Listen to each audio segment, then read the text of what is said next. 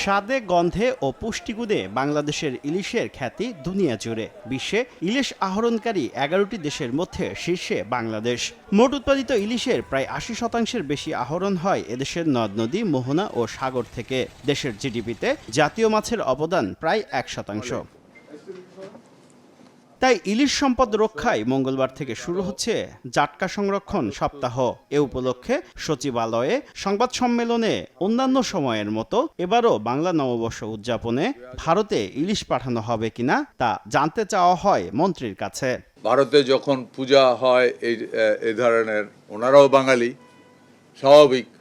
আপনার যেমন ইলিশের প্রতি একটা দুর্বলতা আছে, একই বাঙালি তো, একই জিন, ওনারও একটা দুর্বলতা আছে। ওইটা সৌজন্যমূলক, গভর্নমেন্ট টু গভর্নমেন্ট কিছু মাল যায়, ওইটা ওই রকম কোনো রপ্তানি না।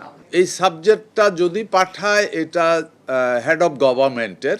জাটকা সংরক্ষণ সপ্তাহ চলাকালীন ইলিশ মাছ ধরা, ক্রয় বিক্রয় ও মজুদ বন্ধে সাগর থেকে বাজার পর্যন্ত নজরদারি চালাবে সরকার।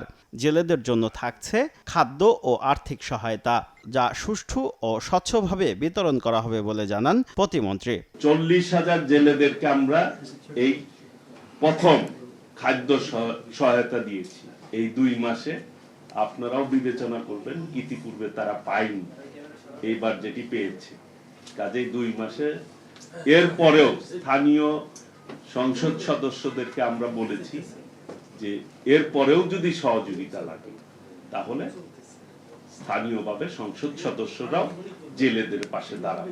মৎস্য ও প্রাণী সম্পদ মন্ত্রণালয়ের তথ্য মতে 2024-25 অর্থ বছরে বাংলাদেশে ইলিশ উৎপাদন হয়েছে 5 লাখ মেট্রিক টন। উৎপাদন আরও বাড়াতে পারলে দাম কমে ইলিশ মাছ সাধারণ মানুষের নাগালে চলে আসবে বলে মন্তব্য করেন মৎস্য ও প্রাণী সম্পদ মন্ত্রী।